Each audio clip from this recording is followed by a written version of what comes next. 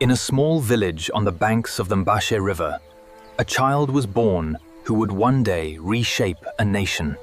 He grew up herding cattle and playing games in the green hills of Kunu, shaped by Xhosa tradition and the stories of his elders. At school, a teacher gave him an English name, a small moment that marked the beginning of a much larger journey. When his father died, the boy was sent to live under the guidance of a tribal regent who would shape his sense of leadership and justice. He became one of the few black South Africans of his generation to attend university, where his political awakening began.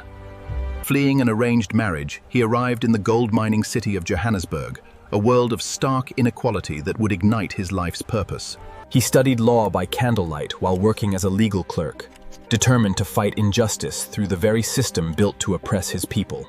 In 1944, he joined the African National Congress, co-founding its youth league to demand bolder resistance against apartheid's rising tide. Amid his growing activism, he married and started a family, balancing the demands of a movement with the responsibilities of fatherhood. When apartheid became law in 1948, South Africa was formally divided by race. He helped lead the Defiance campaign, organizing thousands to peacefully break unjust laws crones, and was arrested for the first time. With a partner, he opened South Africa's first black-owned law firm, defending countless victims of unjust laws. In 1956, he and 155 others were arrested and charged with treason. During the long trial, he married a young social worker named Winnie, a partnership that would become central to the struggle. In 1960, police opened fire on peaceful protesters in Sharp. With the ANC banned, he went underground, moving secretly from house to house, earning the name the Black Pimpernel. Convinced peaceful protest alone could not end apartheid, he helped found Umkhonto we Sizwe, the armed wing of the resistance. In August 1962, after 17 months evading capture, he was finally arrested on a rural road outside Howick. At the Rivonia trial, facing a possible death sentence, he delivered a defiant statement from the dock that would echo around the world.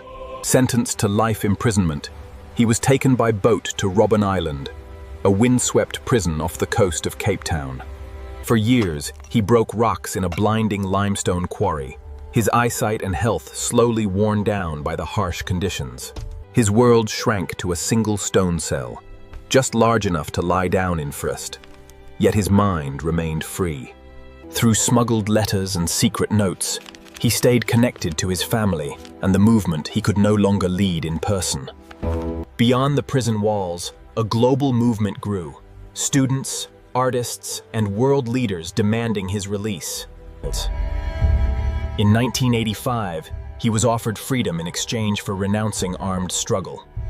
He refused. As secret negotiations began, he was moved to a private house within Victor Verster prison, a quiet stage for history in the making.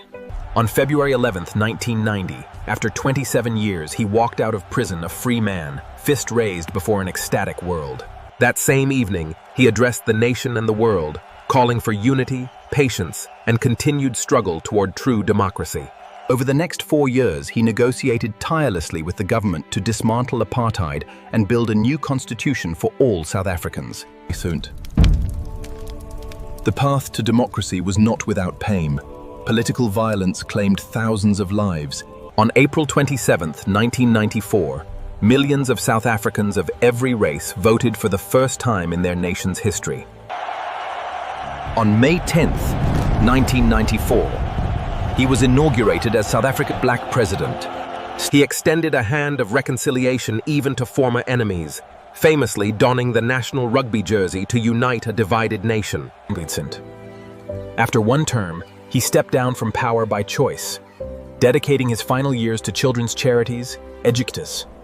On December 5, 2013, the world lost him, but the walk to freedom he began continues.